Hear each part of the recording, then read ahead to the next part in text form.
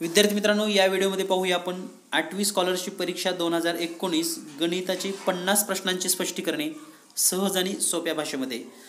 विद्यार्थी मित्रांनो, जर तुम्हाला स्पर्धा परीक्षा द्यायची असेल किंवा कोणतेही विद्यार्थी स्पर्धा परीक्षेची तयारी करत असाल तर तुम्ही हे 50 प्रश्न नक्की पहा। यासारखे प्रश्न तुम्हालाही स्पर्धा परीक्षेमध्ये फेस करावे लागतील। पाहूयात लगेच।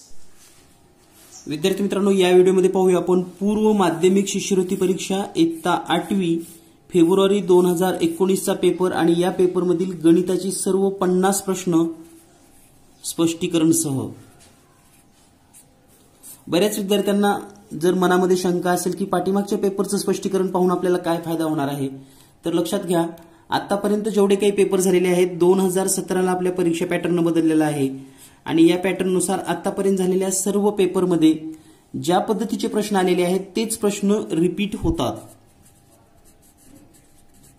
तेच प्रश्न रिपीट होतात म्हणजे काय, तर सर्कलवरचा कोणता प्रश्न आला होता तर त्याच्यासारखा प्रश्न पुन्हा येऊ शकतो। त्याचबरोबर संख्या ज्ञान असेल किंवा सरासरीचे कशा प्रकारचे प्रश्न विचारले जातात, बीजगणिताचे कसे प्रश्न विचारले जातात, व्यावहारिक गणित, या सर्वांची ओळख तुम्हाला या सर्व पेपरमधून होणार आहे। त्यामुळे या चॅनलवर 2017, 2018, 2019 चा पेपर आपण पाहत आहात आणि यानंतरचेही सर्व पेपर स्पष्टीकरण सह उपलब्ध आहेत। तुम्हाला जर या व्हिडिओच्या लिंक मिळत नसतील तर तुम्ही डिस्क्रिप्शन बॉक्समध्ये पाहू शकता। डिस्क्रिप्शन बॉक्समध्ये आपल्याला या सर्व व्हिडिओच्या लिंक दिलेल्या आहेत। त्याचबरोबर गेस पेपरच्या सुद्धा लिंक दिलेल्या आहेत।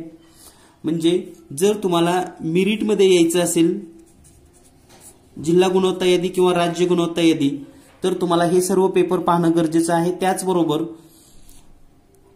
पेपर लवकर कसा सोडवायचा, कोणते प्रश्न समांतर येऊ शकतात आणि कोणत्या चुका होतात हे आपल्याला या पेपर स्पष्टीकरणामधून लक्षात येणार आहे। त्यामुळे सर्व पेपर स्पष्टीकरण पहा आणि शक्य असेल तर लिहून ठेवा। आतापर्यंतचे झालेले सर्व प्रश्न म्हणजे जवळपास 500 पेक्षा जास्त प्रश्न तुम्हाला सरावासाठी मिळणार आहेत। त्यामुळे काळजी घ्या, प्रत्येक प्रश्न लिहा आणि यासारखेच प्रश्न परीक्षेमध्ये येतात हे लक्षात ठेवा।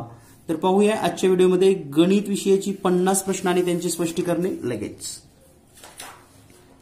तर या ठिकाणी पाहिलं तर पहिला प्रश्न आहे, 3 अंकी मोठ्यात मोठी मूळ संख्या व 2 अंकी लहानात लहान मूळ संख्या यांच्या बेरजेत कोणत्या संख्येचा वर्ग मिळवल्यास 32 या संख्येचा वर्ग मिळेल। तर पहा, संख्या ज्ञानमध्ये तुम्हाला याच प्रकारचे प्रश्न विचारले जाणार ज्या ठिकाणी तुम्हाला 1 पेक्षा 2, 3, 4 क्रिया एकत्र कराव्या लागतात। तर या ठिकाणी जर दिलेल्या माहितीनुसार 3 अंकी मोठ्यात मोठी मूळ संख्या व 2 अंकी मूळ संख्या यांची बेरीज सांगितलेली आहे। तर 3 अंकी मोठ्यात मोठी 997 आणि 2 अंकी लहानात लहान 11 यांची जर बेरीज केली तर ही बेरीज येते 7 आणि 1 8, 9 आणि 1 10 ला 0 हातचे 1 आणि हे 10 म्हणजे 1008। तर आपल्याला सांगितले की या संख्येमध्ये कोणत्या संख्येचा वर्ग मिळवावा, म्हणजे 32 चा वर्ग मिळेल। तर आता आपण 32 चा जर वर्ग केला, 32 गुणिले 32, तर हा गुणाकार येतो 1024। तर आता 1008 मध्ये किती मिळवल्यानंतर 1024 येईल, तर 1008 मध्ये 16 मिळवल्यानंतर आपल्याला उत्तर मिळतं 1024। म्हणजे 16 हा कोणत्या संख्येचा वर्ग आहे मग, तर 16 हा 4 चा वर्ग आहे। आणि म्हणून या ठिकाणी आपल्याला असं विचारलंय कोणत्या संख्येचा वर्ग मिळवल्यास 32 संख्येचा वर्ग मिळेल। तर 1008 मध्ये म्हणजे या दोन बेरजेमध्ये 4 चा वर्ग मिळवल्यानंतर 1024 म्हणजे 32 चा वर्ग मिळेल। तर या प्रश्नाचं उत्तर आहे पर्याय क्रमांक 3। यानंतर पुढील प्रश्न आहे, जर 2 समांतर रेषांना एका छेदिकेने छेदले तर व्युत्क्रम कोनाच्या जोड्याचे संगत कोनाच्या जोड्याशी गुणोत्तर किती। तर दिलेल्या माहितीमध्ये लक्षात घ्या, कोणत्याही समजा 2 समांतर रेषेला एका समांतर रेषेने छेदलं किंवा 2 समांतर रेषेला 2 समांतर रेषांनी छेदले, हे लक्षातच ठेवा, किंवा 3 समांतर रेषेला 3 समांतर रेषेने छेदलं किंवा 2 समांतर, कोणतीही कंडिशन तुम्हाला सांगू द्या, या सर्व कंडिशनमध्ये एक गोष्ट तुम्हाला लक्षात ठेवायची आहे, व्युत्क्रम कोनाच्या जोड्यापेक्षा संगत कोनाच्या दुप्पट असतात। म्हणजे व्युत्क्रम कोनाची जर एक जोडी असेल किमान 2च असतात, तर 2 असतील तर संगत कोणाच्या 4 येतात, व्युत्क्रम कोणाच्या 4 असतील तर संगत कोणाच्या 8 येतात. याचा अर्थ तुम्हाला एक लक्षात येईल की यांचं गुणोत्तर हे नेहमी 2 म्हणजे 1:2च असतं. लक्षात घ्या, याचं गुणोत्तर 1:2, याचं गुणोत्तर 1:2. म्हणजे आकृती कोणतीही सांगू द्या, संगत कोण हे व्युत्क्रम कोणाच्या दुप्पट असतात, हे आपल्याला वाक्य लक्षात ठेवायचं आहे. आणि या प्रश्नाचं उत्तर येतं पर्याय क्रमांक 1. बरेच विद्यार्थी काय करतात, मग आकृती काढतात, त्यामध्ये जोड्या मोजतात आणि जोड्या मोजल्यानंतर मग गुणोत्तर काढतात. यामुळे काय होईल, तुमचा उत्तर तर बरोबर येईल, परंतु तुमचा वेळ जाणार आहे आकृती काढायला. आणि त्यामध्ये जर समजा चुकून तुमचा एखादा कोण मोजायचा राहिला तर तुमचं गुणोत्तर सुद्धा वेगळं येऊ शकतं. त्यामुळे या ठिकाणी काळजी घ्या आणि या पद्धतीनं सहज सोप्या पद्धतीने तुम्ही हा प्रश्न सोडवू शकतात. यानंतर पुढील प्रश्न आहे, 28 सेमी व्यास असलेल्या भरीव गोलाच्या एकूण पृष्ठाचे 14 सेमी त्रिज्या असलेल्या भरीव गोलाच्या एकूण पृष्ठफळाशी गुणोत्तर किती? आता हा प्रश्न जर आपण थोडा विचार केला तर या ठिकाणी 2 आकृत्या सांगितलेल्या आहेत. एक आहे भरीव अर्धगोल आणि दुसरा आहे भरीव गोल. म्हणजे यांच्या जर आकृत्या काढल्या आपण तर लक्षात येतील कशी आकृती असणार आहे. तर हा आहे अर्धगोल आणि हा आहे भरीव गोल. म्हणजे हा भरीव असणार आहे असा चेंडू सारखा आणि हा त्याचा अर्धा भाग. तर या ठिकाणी पहा, हा आहे अर्धगोल आणि हा आहे भरीव गोल. यांच्या पृष्ठफळाचं गुणोत्तर सांगितलंय. आता या ठिकाणी जर आपण विचार केला 28 सेमी व्यास आहे म्हणजे याची जी त्रिज्या आहे r ती आहे 14 सेमी आणि 14 सेमी त्रिज्या असलेल्या गोलाची म्हणजे याची त्रिज्या ऑलरेडी 14 सेमी आहे. म्हणजे याची जर r आपण कॅपिटल मध्ये लिहिली तर ही पण 14 सेमी आहे. याचा अर्थ r आणि r तर समान आहे हे लक्षात घ्या. आता गुणोत्तर काढत असताना आपण काय करतो, अर्धगोलाच्या संपूर्ण पृष्ठफळाचं सूत्र काय आहे 3 पाय r वर्ग आणि भरीव गोलाचं काय आहे सूत्र 4 पाय r वर्ग. तर पहा या ठिकाणी बरेच विद्यार्थी पृष्ठफळ काढतात आणि मग गुणोत्तर काढतात, तर हे काढायची गरज नाही. डायरेक्ट सूत्र मांडणी करा. यामध्ये हे पाय आणि पाय कॅन्सल होईल. आता राहिलं काय r वर्ग आणि r वर्ग. r 14च आहे आणि इथंही 14च आहे, त्यामुळे लिहायची पण गरज नाही. आणि जरी लिहायची इच्छा असेल तर तुम्ही काय लिहू शकता मग या ठिकाणी 3 गुणिले 14चा वर्ग 4 गुणिले 14चा वर्ग. जर हे वेगवेगळे जर अंक असतील तर हे नक्की लिहा, पण जर समान असतील तर गरज पण नव्हती. तरीही तुमचं स्टेप चुकू नये यासाठी या ठिकाणी सांगत आहे की जर समजा इथं 7 14 असेल तर हे वर्ग करून घ्यावे लागतील आणि मग गुणोत्तर काढावं लागेल. तर हे सेम असल्यामुळं हा वर्ग आणि हा वर्ग कॅन्सल होईल आणि शिल्लक राहील 3/4 आणि म्हणजेच 3/4. तर या प्रश्नाचं उत्तर आहे पर्याय क्रमांक 3. तर पहा, एकदा थीम जर तुमच्या लक्षात आली ना तर हे प्रश्न तुम्ही सेकंदामध्ये सोडवू शकतात. यानंतर पुढील प्रश्न पाहूयात. यानंतर पुढील प्रश्न आहे, सुनीलने अनिलकडून 3 वर्ष वापरलेले एक जुने यंत्र 7,29,000 रुपयास विकत घेतले. जर घसाऱ्याचा दर 10% धरला तर अनिलने ते यंत्र किती रुपयास घेतले? तर या ठिकाणी दिलेल्या माहितीनुसार 3 वर्ष वापरलेलं एक जुनं यंत्र आहे जे 7,29,000 रुपयाला घेतलं. 10% घसाऱ्याचा दर आहे. तर आता हा प्रश्न सोडवत असताना एक सिंपल आणि एका ओळीमध्ये कसा येतो हे आपण पाहूयात. तर त्यासाठी ट्रिक लक्षात ठेवा, ज्या किमतीला वस्तू घेतलेली आहे म्हणजे 7,29,000 गुणिले 3 वर्ष आणि 10% लेस आहे म्हणून आपण या ठिकाणी लिहित असताना 100/90 लिहा. म्हणजे हे 10% लेस म्हणजे इथं 90 लिहिले हे समजून घ्या. इथं जर 20% कमी असतं तर 80 लिहिलं असतं, 30% कमी असते तर 70 लिहिलं असतं. आणि हे 3 वर्ष आहे म्हणून 3 वेळेस लिहा 100/90 गुणिले 100/90. आता पहा, हे 1 0 हे 1 0 कटेल, हे 1 0 आणि हे 1 0 कटेल, हे 1 0 आणि हे 1 0 कटेल. त्यानंतर 9 न 729 ला भागूयात. 9 1 9, 9 8 72, 9 9 81 आणि हे 3 0 1 2 3 जशाला तशी. पुन्हा 9 न त्याला भागूयात. 9 1 9, पुन्हा या ठिकाणी 9 1 9 आणि 3 0 सेम टू सेम. पुन्हा या 9 न भागूयात. 9 1 9 9 1 9 आणि हे 0. तर या ठिकाणी आपल्याला छेदामधल्या तर सर्व संख्या संपलेल्या आहेत. अंशामध्ये राहिलेला आहे 1000 गुणिले 10 गुणिले 10 गुणिले 10 म्हणजेच 1000 गुणिले 10 गुणिले 10 गुणिले 10 आणि हे उत्तर येतं 10 लाख. म्हणजे मूळ किंमत असेल 10 लाख. पर्याय क्रमांक 2. तर या पद्धतीने आपण हा प्रश्न सोडवू शकतो. यानंतर पुढील प्रश्न आहे 2x घन अधिक 1 आणि x वर्ग वजा 1 या बहुपदीच्या गुणाकाराची कोटी किती. म्हणजे या दोन पॉलिनॉमियलचा जर प्रॉडक्ट केला तर त्याची डिग्री किती येते असं विचारलेलं आहे. तर लक्षात ठेवा, गुणाकारामध्ये डिग्री करत असताना या ठिकाणी 2x घन अधिक 1 दिलेला आहे आणि x वर्ग वजा 1.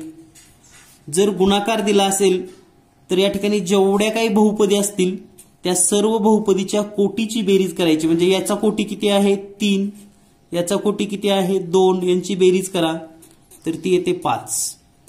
तर हे गुणाकारामध्येच फक्त करायचं आहे. लक्षात घ्या, गुणाकार जर या ठिकाणी वजाबाकी किंवा बेरीज असती तर कोटी समान राहतो आणि याच ठिकाणी जर भागाकार असता तर कोटीची वजाबाकी करायची. गुणाकार असल्यामुळे आपण बेरीज केली, जर भागाकार असता तर वजाबाकी करून घ्या. तर या प्रश्नाचं उत्तर येईल कोटी येईल 5. पर्याय क्रमांक 3. यानंतर पुढील प्रश्न, संख्या व तिची गुणाकार व्यस्त संख्या यांच्या गुणाकाराची बेरीज व्यस्त संख्या कोणती. तर आता यासारखे जेव्हा प्रश्न येतात संख्या व तिची गुणाकार व्यस्त, तर कोणती तरी एक संख्या तुमच्या मनानं तुम्ही घेऊ शकतात. समजा आपण एक संख्या 5 घेतली, कोणती पण घ्या, व तिची गुणाकार व्यस्त यांच्या गुणाकाराची, म्हणजे आता आपल्याला संख्या आणि तिचा गुणाकार व्यस्त, याचा गुणाकार व्यस्त 1/5 आणि यांचा गुणाकार येतो 1. तर ह्या 1 ची बेरीज व्यस्त विचारले आपणास. बेरीज व्यस्त, तर 1 ची बेरीज व्यस्त वजा 1. म्हणजे या प्रश्नाचं उत्तर आहे पर्याय क्रमांक 2. यानंतर पुढील प्रश्न आहे एका कोनाचे माप त्याच्या पूरक कोनाच्या मापाच्या 1/4 पट आहे, तर त्या कोनाच्या कोटी कोनाचे माप किती. तर पहा, दिलेल्या माहितीनुसार कोनाचं माप पूरक कोनाच्या मापाच्या 1/4 पट आहे. मग आपण जर कोनाचं माप लिहिलं, कोनाचे माप x मानलं तर पूरक कोण किती असेल, मग याच्या 4 पट म्हणजे 4x. आता इथं 1/4 ला आपण लिहित असताना काय केलं, पूरक कोणाचं लिहिण्याऐवजी कोणाचं अगोदर लिहिलं आणि पूरक कोणाचं 4x, म्हणजे कोणाचं माप याच्या 1/4 पट आहे. हे लक्षात आलं तुमच्या. तर या दोन्हीची बेरीज किती येते, पूरक कोण आणि कोणाचं माप, तर ती बेरीज असते 180. म्हणजे x अधिक 4x बरोबर 180 आणि 5x बरोबर 180. तर या ठिकाणी x ची किंमत येईल 36 अंश 36 डिग्री. तर या ठिकाणी कोणाचं माप किती येईल मग, तर या ठिकाणी कोणाचं माप असेल 36 आणि पूरक कोणाचं असेल 144 डिग्री. आता आपल्याला नेमकं काय विचारले पहा, तर त्या कोणाच्या कोटी कोणाचं माप किती. कोण किती आलेला आहे 36, तर त्याच्या कोटी कोणाचं माप काढायचं असेल, कोटी कोण, तर त्यासाठी 90 मधून दिलेला कोण वजा करावा लागतो 36 आणि हे वजाबाकी येईल 54 अंश. तर त्या कोणाचा कोटी कोण असेल 54 डिग्री. Option number 3. यानंतर पुढील प्रश्न आहे आमिरने 2000 रुपयाच्या जितक्या नोटा बँकेत भरल्या तितक्याच नोटा 1000 रुपये व 200 रुपयाच्या भरल्या. जर त्याने एकूण रक्कम 16000 रुपये बँकेत भरली असेल तर त्याने भरलेल्या नोटांची एकूण संख्या किती. तर पहा, जेवढ्या 2000च्या भरलेल्या आहेत तेवढ्याच 1000च्या व 200 रुपयाच्या भरल्या. म्हणजेच 2000च्या समजा एक्स नोटा असतील तर 1000च्या पण किती असतील एक्स नोटा आणि 200 रुपयाच्या पण किती असतील एक्स नोटा. तर 2000च्या एक्स नोटा एकूण किंमत होणार आहे या ठिकाणी पहा 2000 एक्स, 1000 एक्स आणि 200 एक्स, टोटल आलं 3200 एक्स आणि ही रक्कम आहे 16,000 रुपये. म्हणजे आपण असं लिहू शकतो 16,000 रुपये बरोबर 3200 एक्स आणि म्हणून एक्सची किंमत काढायची असेल तर 16,000 भागिले 3200 आणि याचं उत्तर येईल आपल्याला म्हणजे या ठिकाणी एक्सची किंमत मिळेल एक्स बरोबर 5 नोटा. आता एक्सच्या 5 नोटा, मग नोटांची एकूण संख्या किती तर 2000च्या 5, 1000च्या 5, 200च्या 5, टोटल होतील 15 नोटा. पर्याय क्रमांक 2. यानंतर पुढील प्रश्न आहे 10.8% दराने 48,000 रुपयाचे मुद्दलाचे 1.5 वर्षाचे चक्रवाढ व्याज किती. तर आपल्याला 1.5 वर्षाचं चक्रवाढ व्याज काढायची सवय नसते. आपल्याला 1 वर्षाचं काढता येतं, 2 वर्षाचं काढता येतं, 3 वर्षाचं काढता येतं. मग 1.5 वर्षाचं चक्रवाढ व्याज कसं काढायचं हे आपण समजून घेऊयात. तर विद्यार्थी मित्रांनो, चक्रवाढ व्याज याचा अर्थच आहे व्याजाला व्याज लागून येणे म्हणजे इंटरेस्ट ऑन इंटरेस्ट. तर त्यासाठी पहा 1 वर्षाचा आपण व्याज काढूया. सुरुवातीला 1 वर्षाचे व्याज. तर त्यासाठी तुम्ही अगदी सरळ व्याजाचं सूत्र वापरू शकता. सरळ व्याज 1 वर्षाचं, त्यामध्ये आपण मुद्दल लिहितो P गुणिले N गुणिले R. तर प्रिन्सिपल आहे 48,000, रेट आहे 8% आणि इयर आहेत 1 इयर कारण आपण 1 वर्षाचं काढतोय फक्त, डिवायडेड बाय 100 टू. तर या ठिकाणी 2 शून्य कट झालेले आहेत. तर 480 गुणिले 8 गुणिले 1 म्हणजे 800, 8 8 64ला 4 हातच्याली 3, 8 चौक 32 आणि 3 32 आणि 6 38. तर हे पहिल्या वर्षीचं व्याज झालेलं आहे 3,840 रुपये. आता जेव्हा आपल्याला 6 महिन्याचं पुढील व्याज काढायचं आहे तर 6 महिने आणखी व्याज काढावं लागेल. तर त्यासाठी जे मुद्दल असणार आहे प्रिन्सिपल,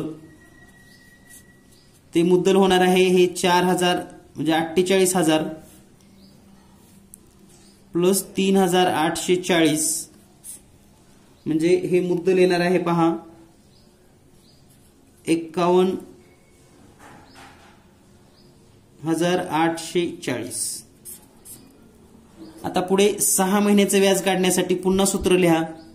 सरळ व्याज मुद्दल आहे 51,840 गुणिले 8% गुणिले आता 6 महिने म्हणजेच 1/2 इयर अपॉन 100.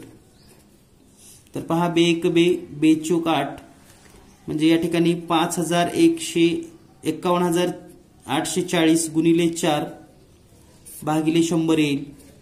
आणि हे जर आपण कॅल्क्युलेशन सोडवलं तर याचं उत्तर येतं 2,073 रुपये 60 पैसे. तर हे आहे 6 महिन्याचं व्याज. या ठिकाणी 1 वर्षाचं व्याज आहे. तर हे दोन्ही एकत्र व्याज आपल्याला करायचे असतात आता म्हणजे 3,840 2,073.6. तर या ठिकाणी जर ही बेरीज केली 0.6 3 7 4 11 1 हातच्याली 1 9 आणि 5 तर उत्तर येतं 5,913 रुपये 60 पैसे. 5,913 रुपये 60 पैसे. तर ही थीम समजून घ्या. या ठिकाणी चक्रवाढ व्याजाचं सूत्र जर लिहिलात तर तुम्हाला जास्त वेळ लागू शकतो. तर सिम्पली काय करायचं, तुम्हाला 1 वर्षाचं व्याज काढायचं, मुद्दलामध्ये प्लस करायचं, पुन्हा त्याच्यावर व्याज काढायचं. मग ते 6 महिन्याचं असेल, 2 महिन्याचं असेल, 9 महिन्याचं असेल, कोणतेही असेल तर तुम्ही अगदी सेकंदामध्ये हा प्रश्न सॉल्व्ह करू शकतात. तर या ठिकाणी पहा या प्रश्नाचं उत्तर आहे 5,960 रुपये म्हणजेच 5,914 रुपये. पर्याय क्रमांक 4. यानंतर पुढील प्रश्न आहे एक्स वर्ग अधिक एक्स वजा 72 या राशीचे अवयव पुढीलपैकी कोणते आहेत? तर पहा, दिलेल्या माहितीनुसार बऱ्याच विद्यार्थ्यांना अवयव कशी पाडायची हे माहित नाहीत, तर याच्या दोन पद्धती तुम्हाला सांगतो, त्या पद्धतीने तुम्ही सोडवू शकतात. पहिली पद्धत म्हणजे डायरेक्ट जी मेथड आहे त्याच पद्धतीनं, म्हणजेच एक्स वर्ग अधिक एक्स वजा 72. तर याच गणिताला वेगळ्या पद्धतीने जर लिहिलं तर एक्स वर्ग अधिक एक्स म्हणजे 1x वजा 72. तर आपल्याला दोन संख्या अशा शोधायच्या आहेत ज्यांचा गुणाकार 72 येतो आणि बेरीज येते +1. तर या संख्या येतील +9 - 8. यांचा गुणाकार येतो 72 आणि बेरीज येते +1. तर या ठिकाणी जर आपण लिहिलं एक्स वर्ग अधिक, तर हे दोन संख्या या मधल्या पदाबद्दल मांडायचे आहेत, म्हणजे हे 9x - 8x - 72. तर वरची जी स्टेप आहे तीच स्टेप आहे. पहा, एक्स वर्ग -72 - 72 वजा 1 म्हणजेच अधिक 8 अधिक 9 वजा 8. तर आता ह्या पहिल्या दोन्हीतून कॉमन घेऊयात, नंतर दुसऱ्यातून कॉमन घेऊयात. पहिल्यामध्ये एक्स कॉमन, कंसात राहिलं x अधिक 9. दुसऱ्या पदामध्ये वजा 8 कॉमन, कंसात राहील x अधिक 9. आता पुन्हा या दोन पदामध्ये x अधिक 9 आणि x अधिक 9 हे सेम आहे, म्हणजे यातून एक कंस बाहेर काढा, x अधिक 9 आणि कंसात राहील x - 8. तर हे दोन अवयव आहेत या दिलेल्या वर्ग समीकरणाचे. तर या ठिकाणी तुम्ही सहज पर्यायामधून शोधू शकतात x अधिक 9 x वजा 8. तर पहा, x वजा 8 आणि x अधिक 9 पर्याय क्रमांक 1च दिलेला आहे.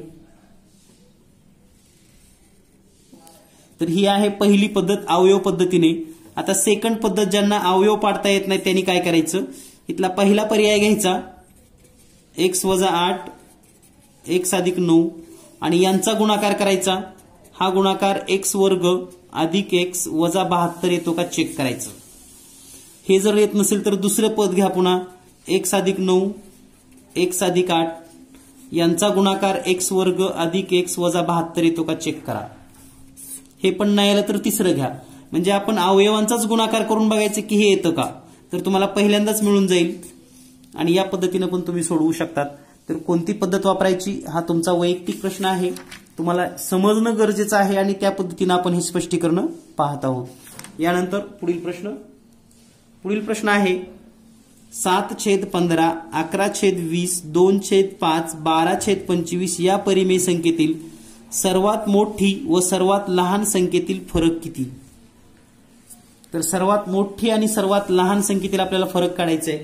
तर हा फरक काढत असताना पहा, आपण यांना दशांश अपूर्णांकामध्ये अगोदर सुरुवातीला हे करूयात, म्हणजे 7/15 15 जर ह्याला भागलं, 15 × 15 शून्याचा भाग बसेल, हे होईल 70.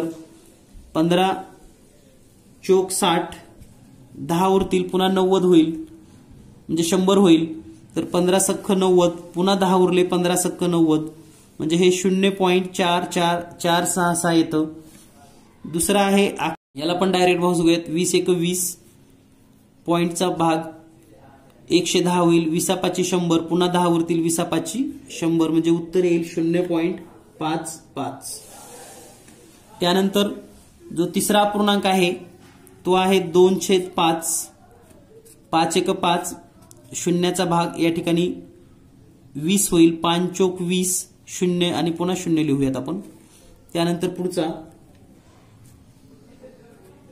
12/25. तर आपण भाग देऊयात आपण, 25 × 25 शून्याचा भाग हे होईल 120, 25 × 100 पुन्हा 20 उरतील, 25 × 8 200. तर हे दशांश चिन्हामध्ये आपण का घेतलेलं आहे, म्हणजे दशांश चिन्हातच का लिहिलं, तर त्याचं महत्वाचं कारण म्हणजे आपल्याला लहान मोठे पण अगोदर ठरवायचं आहे आणि त्यानंतर सर्वात लहान आणि मोठ्यातील फरक काढायचा आहे. तर पहा 0.46 0.55 0.40 0.48.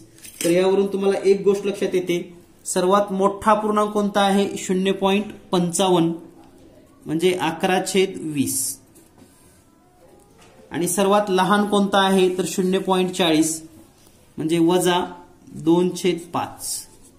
तर आता ही वजाबाकी आपणास करायची आहे आता ही वजाबाकी करत असताना छेद समान करून घ्या, म्हणजे 11/20 वजा, इथं छेद समान करण्यासाठी या पूर्णांकाला अंशाला 4 आणि छेदाला 4 न गुणूयात आपण, तर हे होईल 4 2 8, छेदामध्ये 5 चोक 20. आता छेद समान आहे, अंशाची वजाबाकी करा, म्हणजे 11 वजा 8 छेदामध्ये 20, आणि 11 मधून 3 गेले 8 गेले 3 राहतील आणि छेदामध्ये 20, तर ही वजाबाकी येईल 3/20. पर्याय क्रमांक 1. तर पहा किती सिंपल थीम असते, पण आपल्या हे लक्षात येणं गरजेचं आहे. यानंतर पाहूया आपण पुढील प्रश्न. पुढील प्रश्न आहे, घड्याळामध्ये 2:15 झाली असता मिनिट काटा व तास काटा यांच्यामध्ये किती अंशाचा कोन असेल? तर सिंपली या प्रकारचे प्रश्न सोडवत असताना डायरेक्ट घड्याळ काढायला शिका. 1 3 6 9, 2:15 याचा अर्थ या ठिकाणी हे 12, हे 1 आणि हे 2, तर या ठिकाणी जर 15 मिनिट याचा अर्थ मिनिट काटा आहे 3 वर आणि तास काटा 2 वाजून म्हणजे 2च्या पुढे. आता पहा दिलेल्या माहितीनुसार अगदी सिंपल, तुम्हाला न सूत्र माहित असता सुद्धा गणित कसं येतं. 2 आणि 3 यांच्या दरम्यान किती अंशाचा कोन असतो? 30 अंशाचा. आता हा काटा 2 पेक्षा पुढे सरकला, याचा अर्थ उत्तर हे 30 अंशापेक्षा लहान असेल. आता 30 अंशापेक्षा लहान पर्याय जर पाहिला तर एकच आहे, पर्याय क्रमांक 2. किती वेळ लागला विचार करायला आपल्याला, म्हणजे हा विचार सुद्धा तुमच्या मनामध्ये तुम्हाला अगदी सेकंदामध्ये उत्तर देऊन जातो. आणि यासाठी विचार करायला शिका, आपल्या मेंदूला सवय लावा. चांगल्या पद्धतीनं गणित लवकरात लवकर कसं सोडवता येतं याच्या सवयी जर असतील तर तुम्हाला परीक्षेमध्ये वेळ पुरेल आणि तुम्ही पेपर लवकर सोडवू शकतात. यानंतर पुढील भाग पाहूया. तर पुढचा प्रश्न आहे प्रश्न क्रमांक 38. तर प्रश्न क्रमांक 38 ऍक्च्युअल नेमकं या प्रश्नामध्ये जर सांगायचं असेल तर हा प्रश्न रद्दच केलेला आहे, कारण याचा पर्याय उत्तरामध्ये नाही. परंतु हा प्रश्न सोडवायचा कसा हे आपण समजून घेणार आहोत. तर प्रश्न असा आहे, 452 मीटर लांब व 322 मीटर रुंदी असलेल्या आयताकृती बागेच्या बाहेरील बाजूला लागून 11 मीटर रुंदीचा रस्ता तयार केला तर रस्त्याचे क्षेत्रफळ किती चौसेमी असेल? तर पहा, एक आयत आहे ज्याची लांबी आहे 452 आणि रुंदी आहे, म्हणजे ही रुंदी 322. तर याच्या बाहेरून 11 मीटर रुंदी असलेला एक रस्ता तयार केलेला आहे, असा 11 मीटरचा. तर हा दुसरा आयत झाला आणि हा आहे रस्ता. आता ह्या रस्त्याचं क्षेत्रफळ काढायचं असेल तर बाहेरचा जो आयत आहे याची लांबी किती होईल पहा. आता हे 452 मध्ये या बाजूला 11 वाढलं आणि इकडून 11 वाढलं, 22 वाढलं, म्हणजे या ठिकाणी हे होईल 474. आणि रुंदीचा जर विचार केला 322 आहे मधल्याची रुंदी, तर बाहेरच्याची इकडून 11 वाढली आणि इकडून 11 वाढली, तर हे होईल 344. तर या ठिकाणी सिंपली आपल्याला काय करायचंय, रस्त्याचं क्षेत्रफळ काढायचं असेल तर मोठ्या आयताचे क्षेत्रफळ वजा लहान आयताचे क्षेत्रफळ, म्हणजे तुम्हाला फक्त 2 गुणाकार करावे लागतील. 474 गुणिले 344 हा एक गुणाकार आणि दुसरा गुणाकार करावा लागेल 452 गुणिले 322. हे जे दोन गुणाकार जे येतील त्यांची पुन्हा वजाबाकी करायची आणि मग तुम्हाला मिळेल रस्त्याचं क्षेत्रफळ. तर लक्षात ठेवा प्रश्न नेमकं कोणत्या पद्धतीने सोडवायचा आहे. यानंतर पाहूया आपण पुढील प्रश्न. पुढील प्रश्न आहे, 240 लिटर दुधाच्या द्रावणामध्ये 8% मलईचं प्रमाण आहे. 160 लिटर दुधामध्ये 15% मलईचं प्रमाण आहे. जर दोन्ही द्रावणे एकत्र केली तर त्या मिश्रणात मलईचे शेकडा प्रमाण किती असेल? तर पहा, दिलेल्या माहितीनुसार आपल्याला 2 द्रावणं दिलेली आहेत, त्यांच्यामध्ये मलईचं प्रमाण पर्सेंटेज मध्ये दिलंय. तर सोडवायचं कसं पहा, तर हे 240 लिटर गुणिले 8% मलई म्हणजे 8/100 आणि हे सोडवल्यानंतर तुम्हाला मिळेल 19.2 लिटर. तर ही असेल मलई. म्हणजे पहिल्या द्रावणामध्ये 19.2 लिटर, दुसऱ्या द्रावणाचं जर काढायचं असेल तर 160 गुणिले 15% आहे म्हणजे 15/100, तर हे तुम्हाला मिळेल 24 लिटर मलई. तर पहा आता एकूण मलई किती होते आणि एकूण द्रावण किती होते. एकूण द्रावण किती होईल 240 आणि 160, तर हे होईल 400 लिटर. आणि एकूण मलई किती होणार आहे 19.2 आणि 24 म्हणजे 43.2 लिटर. तर आपल्याला हे शेकडा प्रमाण काढायचं आहे. तर 400 लिटर मध्ये 43.4 आहे. जर तुम्हाला शेकडा काढायचा असेल तर सिंपली आपण काय करू शकतो मग, तर 43.2 गुणिले 100 छेदामध्ये 400, 2 0 कटला आणि 4 न जर याला भागलं तर उत्तर येतं 10.8%. तर संपूर्ण द्रावणामध्ये ही मलई असेल 10.8, म्हणजे 400 लिटर मध्ये इतकी तर 100 लिटर मध्ये किती इतकंच आपल्याला सोडवायचं आहे आणि उत्तर येतं 10.8. तर या ठिकाणी जर आपण पर्याय चेक केला तर पर्याय क्रमांक 4 उत्तर बरोबर आहे. यानंतर पुढील प्रश्न आहे 16x4 वजा 81 चे अवयव खालीलपैकी कोणते 2 अचूक पर्याय निवडा. तर दिलेल्या माहितीनुसार पहा 16x4 वजा 81, या ठिकाणी 16x4 वजा 81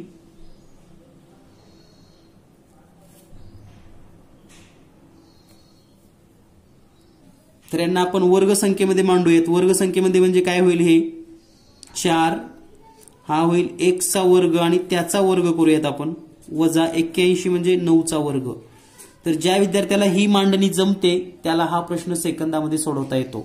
म्हणजे 16 म्हणजे काय तर 4 चा वर्ग आणि x चा चौथा म्हणजे x वर्गाचा वर्ग. आणि आपल्याला एक सूत्र माहिती आहे पहा, a वर्ग वजा b वर्ग जर असेल तर आपण पहिल्या कंसामध्ये a अधिक b आणि दुसऱ्या कंसामध्ये a वजा b लिहितो. त्याच पद्धतीने हे आता a आहे आणि हे b आहे, तर पहिल्या कंसामध्ये येईल 4x वर्ग अधिक 9 आणि दुसऱ्या कंसामध्ये येईल 4x वर्ग वजा 9. तर हा पर्याय आहे का चेक करा. तर हा पर्याय तुम्हाला या ठिकाणी पर्याय क्रमांक 2 मध्ये दिसेल. म्हणजे एक पर्याय आपणास मिळाला, पण दोन पर्याय शोधायचे आहेत. म्हणजे आपण याला आणखी काही विस्तार करता येतो का पाहूया. 4x वर्ग अधिक 9, आता पुन्हा या ठिकाणी 4x वर्ग वजा 9 याला आपण असं लिहू शकतो 2x कंसाचा वर्ग वजा 3 चा वर्ग. आणि पुन्हा याचा विस्तार असा होईल 4x वर्ग अधिक 9, पुन्हा हे एका कंसामध्ये प्लस म्हणजे 2x अधिक 3 आणि दुसऱ्या कंसामध्ये 2x वजा 3. तर हा पर्याय पहा, पर्याय क्रमांक तुम्हाला 3 मध्ये दिसेल. म्हणजे सहज सोप्या पद्धतीने काही विद्यार्थ्यांना तर हा प्रश्न असं बघितल्या सुद्धा कळतो आणि त्यासाठी तशी दृष्टी तुम्हाला असणं गरजेचं आहे. आणि यासाठी सर्वात महत्त्वाचा भाग असा आहे की अशा प्रश्नांचा तुम्हाला भरपूर सराव असला पाहिजे. एका प्रकारचे किमान 20-20 प्रश्न तुम्ही स्वतः सोडवले पाहिजेत, तर सर्व प्रश्नच तुम्हाला तोंडपाठ होऊन जातील आणि सेकंदामध्ये तुम्ही उत्तरं लिहू शकाल. यानंतर पुढचा प्रश्न आहे 3 चा घातांक 2m वजा 2 बरोबर 6561. तर या ठिकाणी पहा 3 चा घातांक, तर 6561 हा 3 चा कितवा घात आहे हे आपल्याला सोडवता आलं पाहिजे. म्हणजे नेमकं काय माहिती पाहिजे पहा, तर 6561 चे आपण अवयव जर पाडले 3 च्या घातामध्ये तर याला 3 न भागूयात. तर या ठिकाणी पहा 3 दोन्ही 6, 3 1 3, 2 उरले 3 8 24, 2 उरले 3 7 21, पुन्हा 3 न भाग जाईल 3 7 21, 3 दोन्ही 6, 2 उरतील 3 9 27. पुन्हा या ठिकाणी आपण 3 न भाग देऊ शकतो. 3 दोन्ही 6, 1 उरलं 3 चौक 12, 3 त्रिक 9, पुन्हा 3 न भाग जाईल 3 8 24, 3 1 3, पुन्हा 3 न भाग जाईल 3 दोन्ही 6, 2 उरले 3 9 3 असत 21, पुन्हा 3 न भाग जाईल, पुन्हा या ठिकाणी हे 9 येईल, पुन्हा 3 न भाग जाईल, पुन्हा 3 येईल आणि पुन्हा एकदा 3 न भाग जाईल, 3 1 3. तर पहा 6561 याची जर आपण अवयव स्वरूपामध्ये लिहिलं 3च्या, तर हे 3 गुणिले किती वेळेस आहे, 1 2 3 4 5 6 7 8 वेळेस, म्हणजे 3 गुणिले 3 गुणिले 3 गुणिले 3 गुणिले 3 गुणिले 3 गुणिले 3 गुणिले 3 किती झाले पहा, 1 2 3 4 5 6 7 8 वेळेस गुणाकार केल्यानंतर आपल्याला 6561 मिळतो, म्हणजे 3चा 8वा घात. हे म्हणजेच हे. तर आपलं जे गणित आहे ते जर आपण गणित मांडलं, आता पहा 3चा घातांक 2m वजा 2 बरोबर 6561 ऐवजी आपण डायरेक्ट आता 3चा घातांक 8 लिहूयात, कारण या ठिकाणी हे म्हणजेच हे आपल्या लक्षात आलेलं आहे. तर आता या ठिकाणी पाया समान झालेला आहे, 3 3 म्हणजे घातांक समान असतील, म्हणजे आपण असं लिहू शकतो 2m वजा 2 बरोबर 8. म्हणजे तुम्हाला जर एवढी एक स्टेप लिहिता आली तर पुढे इतकं सोपं असतं ना, फक्त आपण एक स्टेपच पुढे चलत नाहीत कधी कधी, आणि त्यामुळे सोपे सोपे गणित आपण सोडवू शकत नाहीत. तर पहा हे वजा 2 इकडे गेल्यानंतर प्लस 2 होईल, म्हणजे 2m बरोबर 8 अधिक 2 बरोबर 10, आणि 2m बरोबर 10 असेल तर m ची किंमत येते 5, म्हणजेच पर्याय क्रमांक 4. किती सिंपली होतं गणित, फक्त हे माहिती असणं गरजेचं आहे किंवा हे आपल्याला शोधता आलं पाहिजे. यानंतर पुढील प्रश्न आहे, एका चौरसाचा कर्ण 25 वर्गमुळात 2 सेमी असेल तर चौरसाचे क्षेत्रफळ किती. तर पहा चौरसाचे क्षेत्रफळाची 2 सूत्र आहेत, एक बाजू माहिती असल्यास आणि एक कर्ण माहिती असल्यास.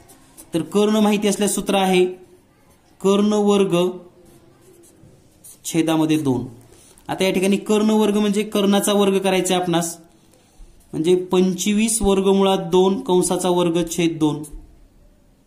तर हा वर्ग कसा होतो, तर 25चा वर्ग 625 गुणिले वर्गमुळात 2चा वर्ग नुसताच 2 येतो आणि छेदामध्ये 2, तर हे 2 2 कॅन्सल आणि शिल्लक राहील फक्त या ठिकाणी 625 चौसेमी, पर्याय क्रमांक 1. यानंतर पुढील प्रश्न, 44 सेमी परिमिती असलेल्या चौरसाचे क्षेत्रफळ 44 सेमी परिघ असणाऱ्या वर्तुळाच्या क्षेत्रफळापेक्षा कितीने कमी अथवा जास्त आहे. हा प्रश्न यापूर्वी तुम्हाला 2017 मध्ये सोडवून दिलेला आहे. म्हणजे 2017चा जर पेपर स्पष्टीकरण तुम्ही पाहिलं तर तुम्हाला हा सेम प्रश्न जशाला तसा आलेला आहे हे लक्षात येईल, आणि म्हणूनच तुम्हाला सांगतोय की पाठीमागचे पेपर पाहण्याचं कारण काय आहे. आणि तो प्रश्न तुम्ही, याची लिंक डिस्क्रिप्शन बॉक्समध्ये आहे, त्याचं स्पष्टीकरण दिलेलं आहे, ते पाहून घ्या. या प्रश्नाचं उत्तर येतं 33 चौसेमी. यानंतर पुढील प्रश्न आहे, तिकिटाची किंमत शेकडा 20% वाढल्यामुळे खप 10% कमी झाला तर शेकडा उत्पन्नात वाढ अथवा घट किती झाली. खप किती वाढला, 20%, सॉरी किंमत 20% वाढली, खप 10% कमी झाला. तर यासाठी एक ट्रिक यापूर्वीच्या एका प्रश्नपत्रिकेमध्ये 20% वाढ 10% वाढ यावेळेस तुम्हाला दिली होती, त्याच पद्धतीने या ठिकाणी आपण हा प्रश्न सोडवणार आहोत. तर वाढ आहे 20% म्हणजे +20, घट आहे 10 म्हणजे -10, आणि हे प्लस मायनस असल्यामुळे -20 गुणिले 10 छेदामध्ये 100. तर एवढं एक सिंगल ओळ सोडवले की तुम्हाला उत्तर येतं +20 -10 म्हणजे +10 वजा 0 0 0 0 कट होईल आणि हे -2 बरोबर +8, आणि +8 म्हणजेच वाढ. जर मायनस आला असतं या ठिकाणी तर हे घट असतं, म्हणून +8 पर्याय क्रमांक 2 उत्तर बरोबर आहे. तर या पद्धतीने आपण सोडवू शकता. यानंतर पुढचा प्रश्न आहे, आपल्याला एक समीकरण दिलेलं आहे आणि यामध्ये x ची किंमत काढायची आहे. तर पहा x + 3 छेदामध्ये 4 बरोबर 4x - 2 छेदामध्ये 9. तर यांचा तिरकस गुणाकार करूयात, 9 न गुणूयात इकडं, तर 9x + 27 बरोबर 4 न जर गुणलं तर 16x - 2 = 8.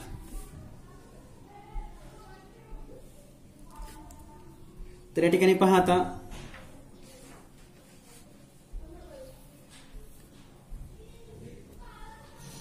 हे 16x हे -9 इकडे जाईल आणि हे -8 इकडे येईल. म्हणजेच या ठिकाणी आपण काय करू शकतो, 27 + 8 बरोबर 16x - 9x. 27 आणि 8 35 बरोबर 7x आणि म्हणून x बरोबर 35/7.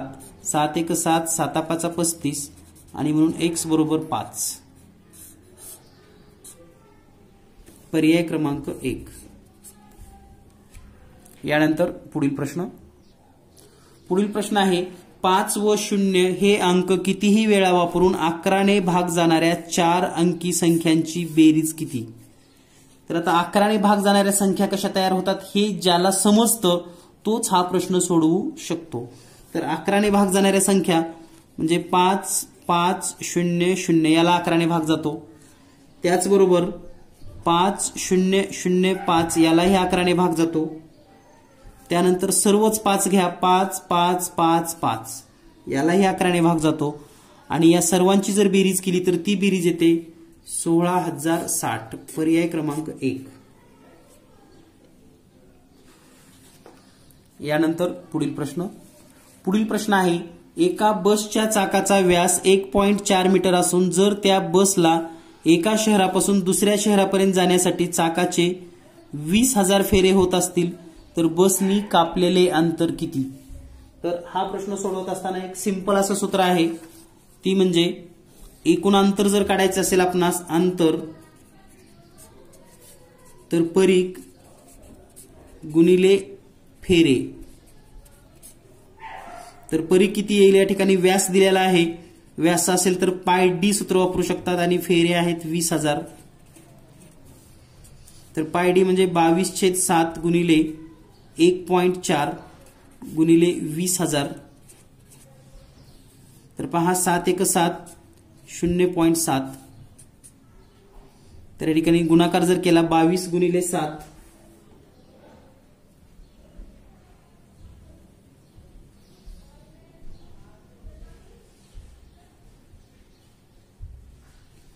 तर 22 7 या ठिकाणी जर गुणाकार केला 7 × 7 7 2 14 या ठिकाणी 2 येतं म्हणजे 22 गुणिले 0.2 गुणिले हे 20,000. तर गुणाकार करूयात 22 गुणिले 2 44 गुणिले 2 88. हे 1 पॉइंट म्हणजे 1 शून्य कमी समजूयात आणि पुढे 3 शून्य देऊयात. तर 88,000 मीटर किंवा 88 किलोमीटर हे उत्तर असेल. तर पर्यायामध्ये पाहिलं तर पर्याय क्रमांक 1 आणि पर्याय क्रमांक 3 बरोबर आहेत. यानंतर पुढील प्रश्न एका वृत्तचित्ती आकाराच्या सिमेंट टाकीचा व्यास 14 मीटर असून त्याची उंची 10 मीटर आहे तर टाकीमध्ये किती लिटर पाणी मावेल. तर सूत्र माहिती आहे तुम्हाला, याचं घनफळ काढावं लागेल πr²h. पाय म्हणजे 22/7, आर म्हणजे व्यास दिलाय तर आर येईल 7 गुणिले 7 आणि उंची 10. 7 × 7 7 × 7 कॅन्सल होईल. 22 7 154 आणि हे 10 न गुणल्यानंतर 0 हे असेल घन मीटर. पण आपल्याला लिटर काढायचंय म्हणून या आलेल्या उत्तराला 1000 न गुणा आणि 1000 न गुणल्यानंतर हे उत्तर येईल 1415 1540 वर 3 शून्य 1 2 3. पर्याय क्रमांक 2.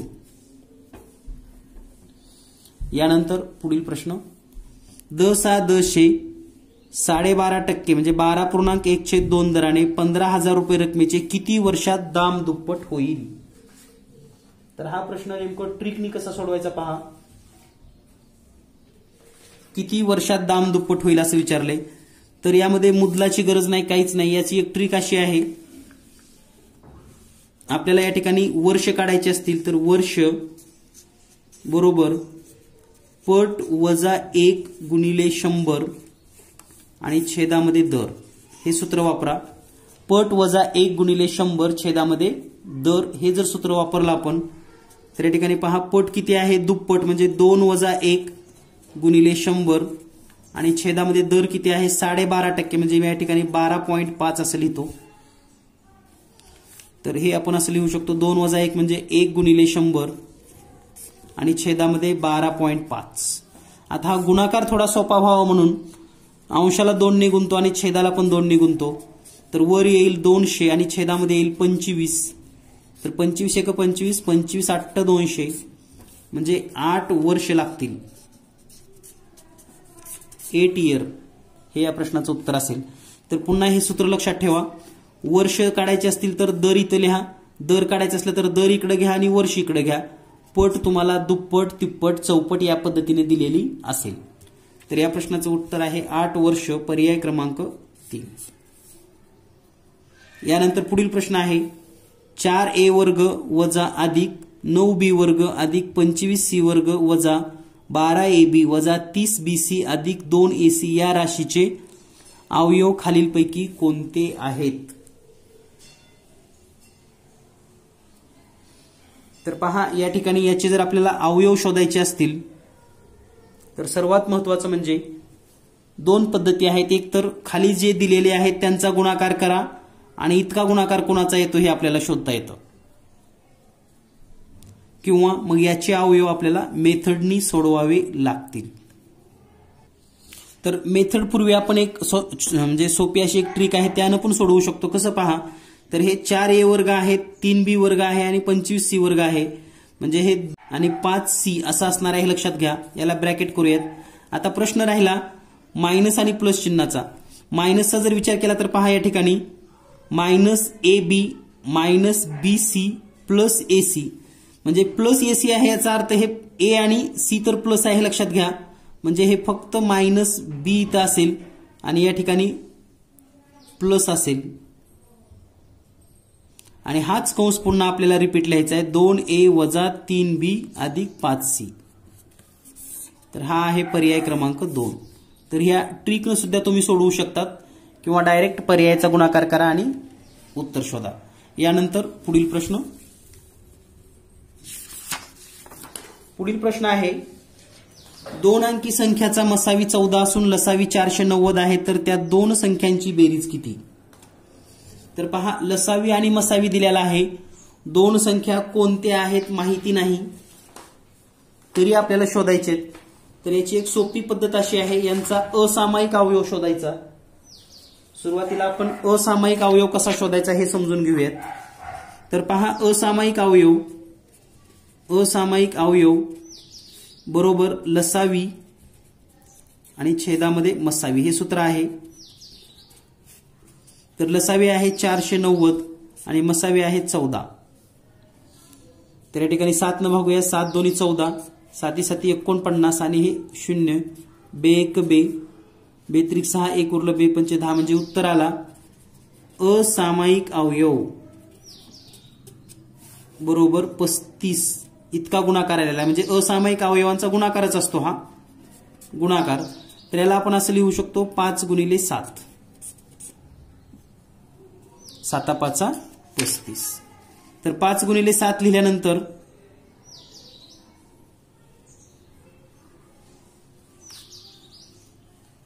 हे जे असामायिक अवयव आहेत 2, 7 गुणिले 5.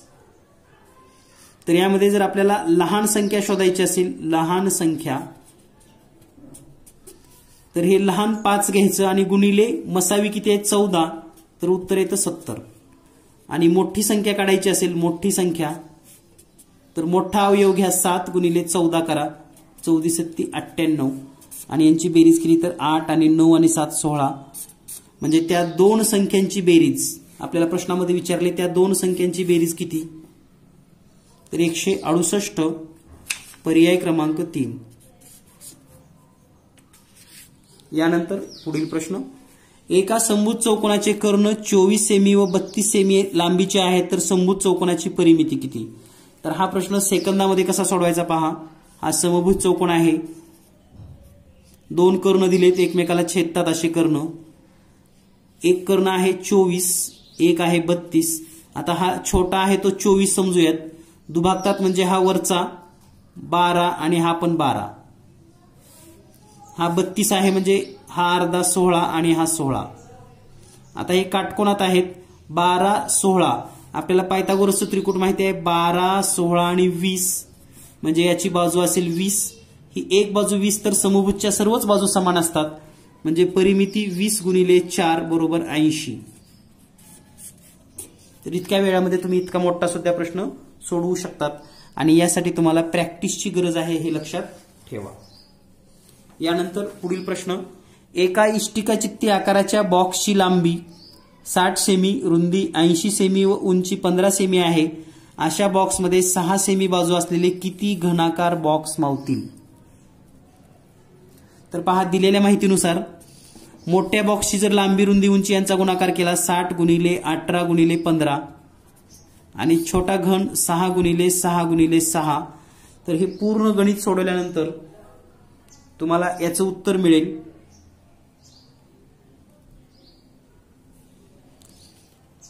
पर्याय क्रमांक 2. आता याला दुसरा एक फाटा फुटला आणि तो फाटा म्हणजे काय? लांबी, रुंदी आणि उंची. तर पहा, 6 सेमीचे जर घन बसवायचे असतील तर ही 60 मध्ये घन बसू शकतो, लांबीमध्ये पण घन बसू शकतो, पण 15 उंची असल्यामुळे वरचं 3 सेंटीमीटर सोडून द्यायचंय. सॉरी, याचं उत्तर येतं 75 आणि हे 3 मीटर सोडून दिल्यावर इथे येईल 12 छेदामध्ये 6 गुणिले 6 गुणिले 6. तर हे कॅल्क्युलेशन केल्यावर उत्तर येतं 60. म्हणजे परीक्षा मंडळाने दोन्हीही पर्याय बरोबर दिलेले आहेत. 2 ज्यांनी लिहिलं ते पण बरोबर आहे आणि 4 ज्यांनी लिहिलं ते पण बरोबर आहे. हे लक्षात घ्या. तर या गणितामध्ये नेमकं 12 आणि 15चा का डिफरन्स आहे? तर 6 सेमीचे जर बॉक्स असतील तर 15 सेंटीमीटर मध्ये 6 सेमीचा घन वर बसणारच नाही, म्हणून उंची फक्त 6च घ्यावी लागेल असा या ठिकाणी निष्कर्ष आहे.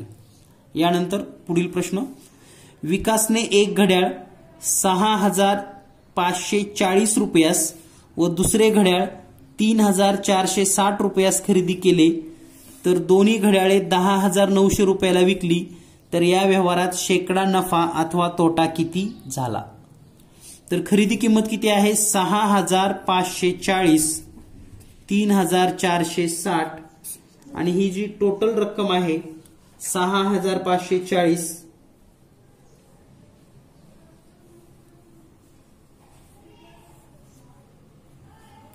तर या ठिकाणी जर आपण टोटल काढलं तर हे 0, 6 4 10 ला 0, हा चली 1, 10 ला 0, हा चली 1, 6 3 9 आणि 10 ला 0 10,000 रुपये. आणि विकलं कितला? 10,900 ला. मग फायदा किती झाला? 900 रुपये. सॉरी, 900 रुपये फायदा. 10,000ला 900 रुपये म्हणजे शेकडा येतो 9% नफा. पर्याय क्रमांक 4. म्हणजे अगदी तोंडी सुद्धा आपण हा प्रश्न सोडवू शकतो. यानंतर पाहूया आपण पुढील प्रश्न, गुणाकार करा. दिलेली राशी आहे 4a वर्ग अधिक 6ab अधिक 9b वर्ग आणि दुसऱ्या कंसामध्ये आहे 2a वजा b. तर हा तुम्हाला जर सराव असेल ना तर हा डायरेक्ट विस्तार आहे. 2a कंसाचा घन वजा 3b कंसाचा घन म्हणजेच 2चा घन 8a घन वजा 27b घन, म्हणजेच पर्याय क्रमांक 4. आणि ज्यांना ह्या गणिताचा सराव नसतो त्यांना मग मात्र या ठिकाणी गुणाकार करावा लागेल आणि गुणाकार करून याचं उत्तर शोधता येईल. यानंतर पुढील प्रश्न आहे घनमूळ काढा. तर या ठिकाणी आता घनमूळ पाठ नसतील तर घनमूळ कसं काढायचं? तर आपल्या चॅनलवर सेकंदामध्ये घनमूळ काढा असा एक प्रश्न दिलेला आहे. सेकंदात घनमूळ काढा, तो व्हिडिओ नक्की पहा. तर या ठिकाणी घनमूळ काढण्याची पद्धत सांगतो सोप्या पद्धतीनं. तर हे 24,389 यामध्ये शेवटपासून 3 अंकावर अशी एक रेषा ओढूयात. आता याचा जो एकक आहे तो कोणाचा घन केल्यानंतर 9 येतो हे आपल्याला कळलं पाहिजे. म्हणजे कोणत्या संख्येचा केल्यानंतर? तर 9चा घन केल्यावरच 9 येतो, म्हणजे उत्तराचा एकक पण 9 असेल. आता राहिलेली संख्या आहे 24.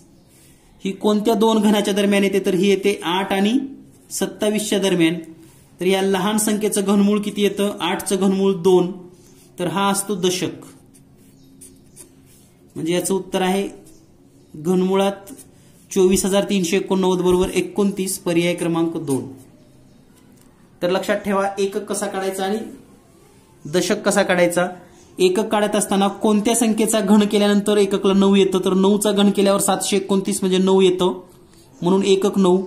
दशक काढताना हे 2 अंक, हे 3 सोडून राहिलेले जे काय असतील ते हे 8 आणि 27 या 2 घन संख्येच्या दरम्यान येतात. त्यातील खालच्या म्हणजे लहान घन संख्येचं घनमूळ काढायचे आपल्याला 2. तर ही ट्रिक सविस्तर पाहण्यासाठी सेकंदात घनमूळ काढा, सेकंदात वर्गमूळ काढा असे व्हिडिओ आपल्या चॅनलवर आहेत, पाहून घ्या. यानंतर पुढचा प्रश्न आहे रामरावकडून शामरावांनी 26 जानेवारी 2016 पासून 21 मार्च 2016 या तारखेपर्यंत दररोज 1.5 लिटर दूध घेतले. दुधाचा दर 47 रुपये लिटर होता, तर एकूण किती रुपये दुधाचे बिल द्यावं लागेल. तर पहा सुरुवातीला 21 जानेवारी पासूनचा जर विचार केला आपण तर जानेवारीचे 6 दिवस दूध मिळेल त्यांना 26 पासून, कारण 26, 27, 28, 29, 30, 31 6 दिवस होतात. फेब्रुवारीचा विचार केला तर फेब्रुवारीचे 29 दिवस, कारण लीप वर्ष आहे 2016, आणि मार्चचे 21 दिवस, टोटल दिवस होतील 56. 56 म्हणजे दररोज 1.5 लिटर दूध आहे म्हणजे 56 लिटर आणि पुन्हा त्याचा अर्ध म्हणजे टोटल होईल 84 लिटर दूध गुणिले 47 रुपये. आणि हा गुणाकार करून पहा, हा गुणाकार केल्यानंतर उत्तर येईल 3,948 रुपये पर्याय क्रमांक 2. 84 गुणिले 47. यानंतर पुढील प्रश्न, सोबतच्या आकृतीमध्ये गटात न बसणारा कोण ओळखा. कोण ए सी बी, पहा कुठं आहे कोण ए सी आणि बी हा कोण आहे. कोण A D B, A D आणि हा बी. लक्षात ठेवा कोण कुठून येत आहेत.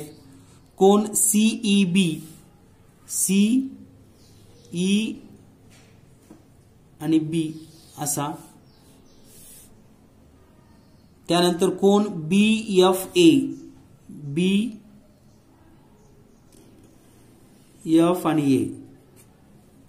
तर पहा या ठिकाणी 3 कोण ए आणि बी मधूनच हे होतात, आंतरलिखित झालेले आहेत किंवा आंतरखंडित, आणि एकच कोण हा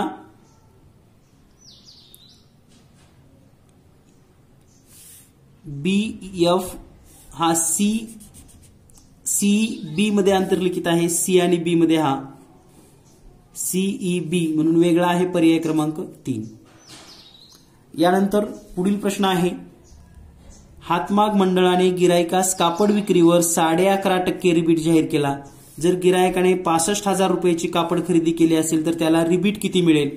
तर अगदी सिंपल, 65,000 गुणिले 11.5 म्हणजे 11.5 छेदामध्ये 100, 2 शून्य कटली 2 शून्य कटली, आणि 650 गुणिले 11.5 हा जर गुणाकार केला तर उत्तर येईल 7,475 पर्याय क्रमांक 2. यानंतर पुढील प्रश्न आहे 25x वर्ग अधिक 49y वर्ग ही राशी पूर्ण वर्ग होण्यासाठी पुढीलपैकी कोणते पद मिळवावे. 2 अचूक पर्याय निवडा. तर पहा 25x वर्ग अधिक 49y वर्ग याचं वर्गमूळ काढून घ्या, तर ते येतं 5x. याचं पण वर्गमूळ काढून घ्या, ते येतं 7y, आणि या गुणाकाराला 2 नी गुणा म्हणजे 2 गुणिले 5x गुणिले 7y, तर हा गुणाकार येईल 70xy. तर हा 70xy ला एकदा प्लस 70xy लिहा आणि एकदा मायनस 70xy लिहा. कोणतंही पद मिळवलं तरी उत्तर बरोबर येतं, म्हणजे पर्याय क्रमांक 3 आणि पर्याय क्रमांक 2 हे उत्तर बरोबर आहेत. यानंतर पुढील प्रश्न आहे सरळ रूप द्या. 65/77 भागिले 104/99 गुणिले 56/45 वजा 1. तर या ठिकाणी पहा 65/77. आता हे गुणिलेचं आपण व्यस्त प्रमाणामध्ये लिहूया. 99/104 गुणिले 56/45 वजा 1. तर हे आपण जर सोडवलं तर या ठिकाणी सोडवल्यानंतर पहा 11 सत्ती 77, 11 नंबर 99,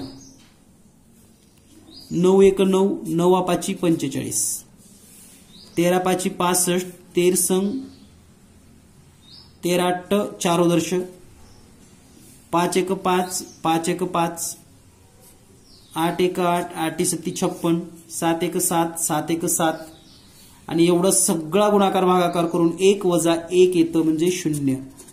पर्याय क्रमांक 2.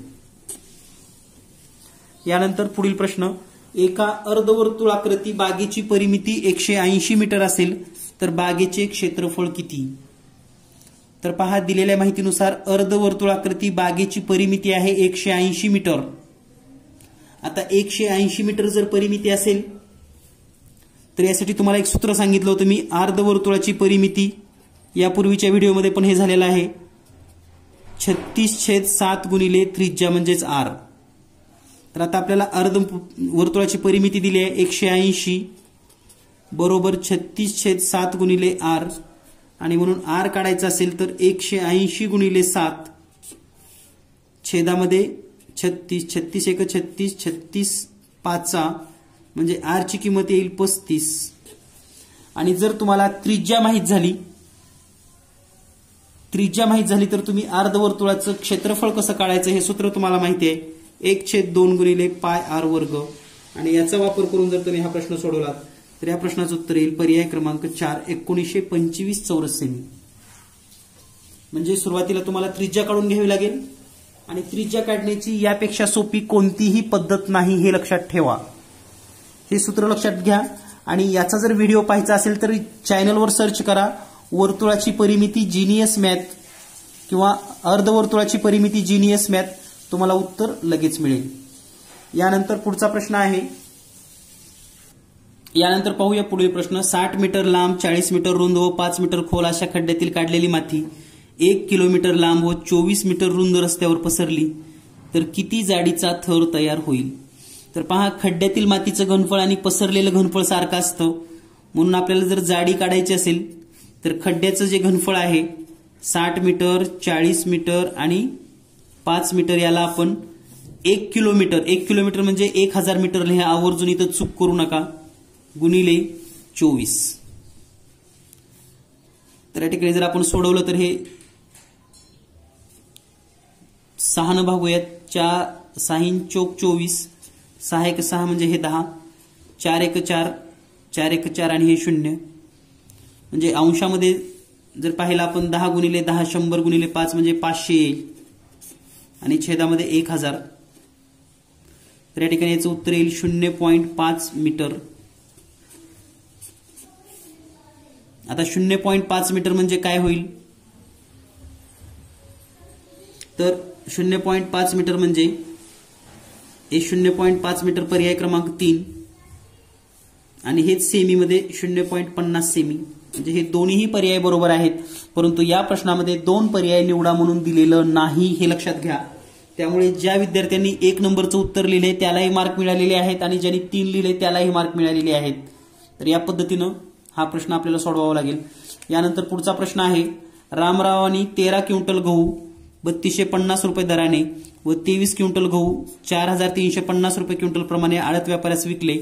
व्यापाऱ्याने 3% आडत आकारली तर रामरावाला किती रुपये मिळाले?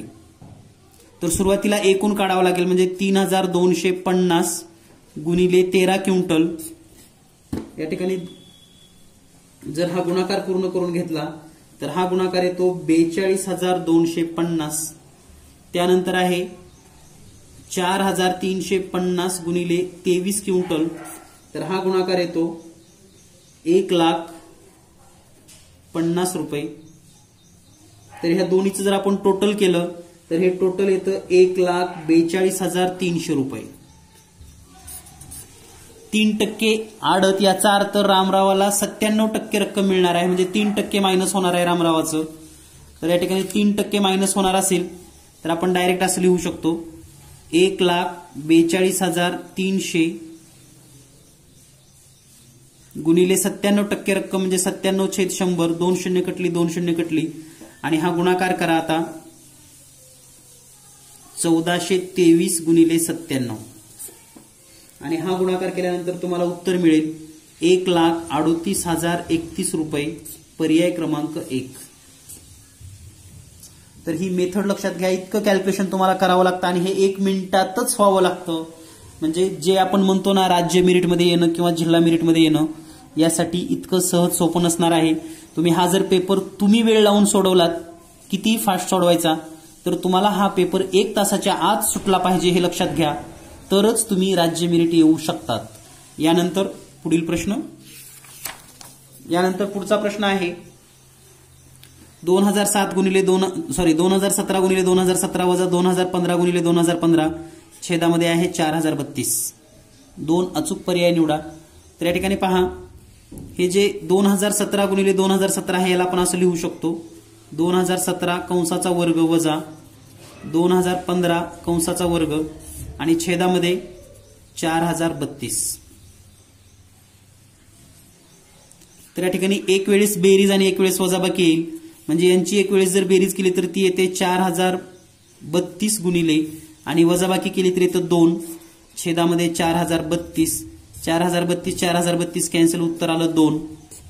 2 म्हणजेच वर्गमुळात 4 बरोबर 2. म्हणजे 2 आणि 4 हे दोन्हीही पर्याय बरोबर आहेत.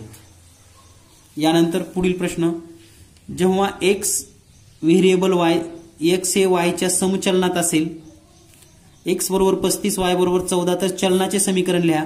तर चलनाचं समीकरण लिहायची पद्धत अतिशय सोपी आहे. तर एक्स व्हेरिएबल वाय म्हणजेच एक्स बरोबर के वाय. तर या ठिकाणी एक्सची किंमत किती दिली आहे आपणास, 35 बरोबर के वाय, वाय म्हणजे 14. तर या ठिकाणी 35/14 गुणिले के म्हणजे बरोबर के, 7 2 14 5, म्हणजे के ची किंमत आलेली आहे 2/5. के बरोबर 2/5 ही किंमत या ठिकाणी ठेवूयात. म्हणजे समीकरण तयार होईल. पहा, या ठिकाणी जर लिहिलं समीकरण, तर एक्स बरोबर के ची किंमत 2/5 वाय, तर हे 5 इकडे गुणाकारामध्ये म्हणजे 5x बरोबर 2y, हे चलाचं समीकरण असणार आहे. 5x बरोबर 2y. तर या ठिकाणी या प्रश्नाचं जे उत्तर आहे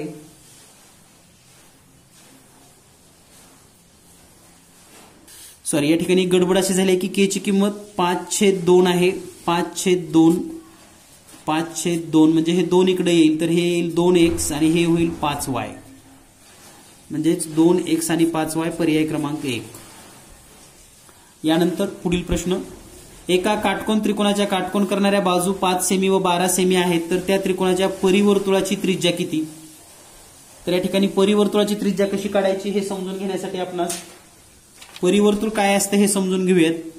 तर आपण जर एखादं वर्तुळ काढलं, तर यामध्ये एक जर काटकोन त्रिकोण घेतला असा, हा काटकोन त्रिकोण, तर ही जी कर्ण असतो तो केंद्रबिंदू असतो. तर या ठिकाणी हे 5 सेमी आणि हे 12 सेमी. तर आपल्याला माहिती आहे 5, 12 आणि 13 हे पायथागोरसचं त्रिकूट आहे. म्हणजे हा जो कर्ण असणार आहे तो 13 असेल. म्हणजे त्रिज्या असेल 6.5 आणि 6.5. म्हणजे इतक्या सेकंदामध्ये सुटतो.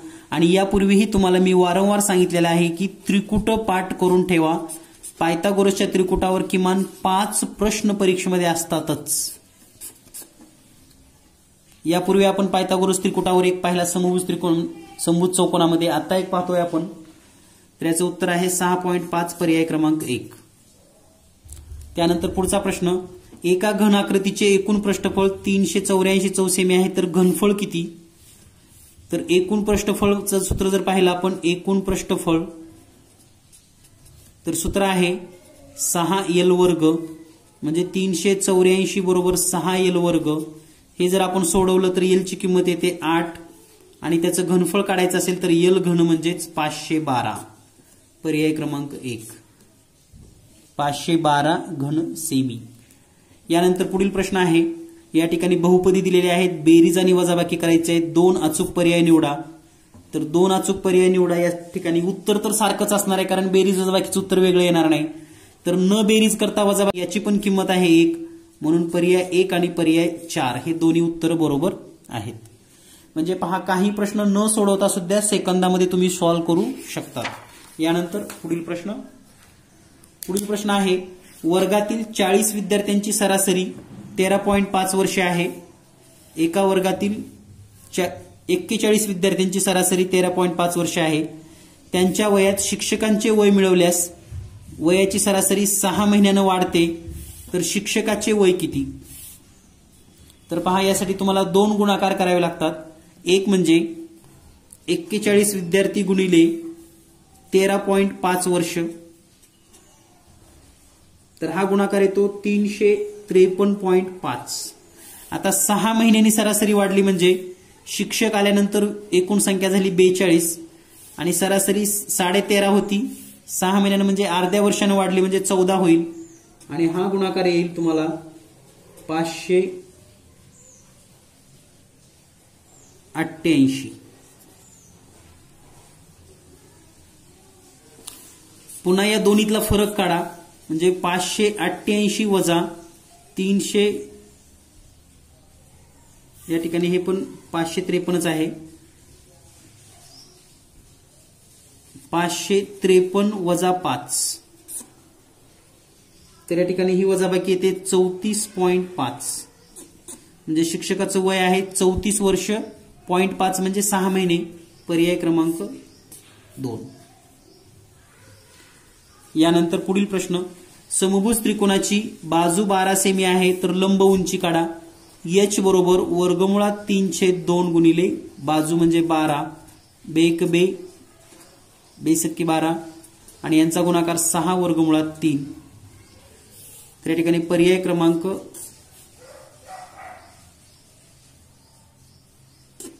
3 उत्तर बरोबर आहे. आता यामध्ये पुन्हा काय झाले पहा, 6चा जर वर्ग केला तर आपण असं लिहू शकतो 6 वर्गमुळात 3 बरोबर हे वर्गमुळात 3 गुणिले 6चा वर्ग, म्हणजे जेव्हा याला 6ला मध्ये घ्यायचं असतं गुणाकारामध्ये तेव्हा 6चा वर्ग होतो म्हणजे 36 आणि हे येतं वर्गमुळात 108 आणि हा सुद्धा पर्याय आपल्याकडे उपलब्ध आहे. म्हणजे या ठिकाणी 2 पर्याय शोधा असं सांगितलेलं नाही तरी या प्रश्नाचे दोन्ही उत्तर बरोबर आहेत. त्यामुळे विद्यार्थी मित्रांनो लक्षात घ्या, आपण प्रामाणिकपणे गणित सोडवा, कुठेही गोळ्या मारण्याचा प्रयत्न करू नका. प्रामाणिकपणे गणित सोडवल्यानंतर इतर पर्याय चुकीचे आहेत का हे पण चेक करायला शिका. म्हणजे हा बरोबर आहे तर हे चुकलंय का, हे चुकलंय का आणि हे चुकलंय का हे पण चेक करा, तरच तुम्हाला गणित चांगल्या पद्धतीनं समजलं असं समजता येईल आणि तुम्ही आउट ऑफ स्कोर करू शकतात. यानंतर पुढचा प्रश्न, सोबतच्या आकृतीमध्ये आपल्याला क्षेत्रफळ काढायचं आहे. हा एक समलंब चौकोन दिलाय. ही बाजू आहे 5 मीटर, 52 मीटर, 47 मीटर. आपल्याला या ठिकाणी उंची दिलेली नाही. आता उंची कशी काढायची हे आपल्याला सगळ्यात महत्वाचं या ठिकाणी एसपी मात्र दिलेला आहे आपल्याला. एसपी हे आहे 13. पुन्हा आपल्याला पायथागोरस त्रिकूट माहिती असायला पाहिजे. म्हणजे 5, 12 आणि 13 हे पायथागोरस त्रिकूट आहे. पहा पायथागोरस त्रिकूटाचा हा 4था प्रश्न याच पेपर मधला आहे, हे लक्षात घ्या. तर हे 5 असेल, हे 13 असेल, तर हे उंची असेल 12 आणि उंची 12 असेल तर मग आपल्याला समलंब चौकोनाच्या क्षेत्रफळाचं सूत्र माहिती आहे 1/2 गुणिले समांतर बाजूची बेरीज म्हणजे 47 अधिक हे 52 आणि 5 57 गुणिले उंची आहे 12. तर बे एक बे बेसख्खी 12, या ठिकाणी 47 आणि 57 104 गुणिले 6 आणि हा गुणाकार येतो 624 सेंटीमीटर वर्ग. म्हणजेच पर्याय क्रमांक 1. यानंतर पाहूया आपण पुढील प्रश्न. पुढील प्रश्न आहे आलेख दिलेला आहे आणि आलेखावरील आपल्याला 3 प्रश्न विचारलेले आहेत. तर हे आलेख नेमकं कशाचं आहे हे समजून घ्या. दिलेल्या माहितीनुसार हा ब्लँक म्हणजे ज्वारीचं उत्पन्न आहे. हे ज्वारी आणि हे आहे गहू आणि या ठिकाणी वर्ष दिलेले आहेत 2011, हे 12 आहे, 13, 14 आणि 15. तर पहिला प्रश्न आहे ज्वारीचे सरासरी उत्पन्न किती. तर पहा आता ज्वारीचे सरासरी उत्पन्न, तर प्रत्येक वर्षामध्ये ज्वारी म्हणजे पांढरा आलेख पाहावा लागेल. तर या ठिकाणी जर प्रत्येक वर्षाचं आपण चेक केलं तर ते येतं 50, 65, 90, 80 आणि 75. 1 2 3 4 5 वर्षे आहेत यांची बेरीज किती येते तर 360 भागिले 5 करा आणि हा भागाकार केल्यानंतर उत्तर येतं 72. म्हणजे या ठिकाणी ज्वारीची 5 वर्षाची सरासरी आहे 72, पर्याय क्रमांक 1. यानंतर कोणत्या वर्षी ज्वारी व गव्हाचे उत्पन्न समान व सर्वात जास्त आहे? तर पहा कोणत्या वर्षी ज्वारीचं समान आणि सर्वात जास्त तर 2013, पर्याय क्रमांक 2. यानंतर पुढचा प्रश्न आहे 2012 साली गव्हाचे उत्पन्न ज्वारीच्या उत्पन्नापेक्षा किती क्विंटलने कमी आहे? 2012 मध्ये ज्वारीचं उत्पन्न पहा या ठिकाणी आहे 65, म्हणजे ज्वारी आहे 65. 2012 मध्ये ज्वारी 65 आणि गहू 50, यातला फरक येतो 15 क्विंटल, कमी आहे, पर्याय क्रमांक 2. तर विद्यार्थी मित्रांनो, या पद्धतीने आपण सर्व प्रकारचे प्रश्न पाहिलेले आहेत सहज आणि सोप्या भाषेमध्ये. प्रत्येक प्रश्न पुन्हा एकदा पहा. पेपर समजला नसेल तर पुन्हा स्पष्टीकरण पुन्हा पहिल्यापासून पहा. स्पष्टीकरण लिहायला शिका. सोबत प्रश्न सुद्धा लिहा. व्हिडिओ पॉज करून तुम्ही प्रत्येक प्रश्न लिहून घ्या, जेणेकरून तुम्हाला प्रत्येक प्रश्न परफेक्ट लक्षात राहील आणि पैकीच्या पैकी मार्क तुम्ही घेऊ शकतात. यापूर्वीचे सर्व पेपर आणि आतापर्यंत झालेले सर्व पेपरच्या लिंक डिस्क्रिप्शन बॉक्समध्ये आहेत. गेस पेपरच्या पण लिंक दिलेली आहेत. पहा, सराव करा आणि पैकीच्या पैकी मार्क घ्या. स्टेट मेरिटमध्ये, जिल्हा मेरिटमध्ये तुम्ही नक्की याल. यासाठी तुम्हा सर्वांना शुभेच्छा. धन्यवाद. Thank you very much.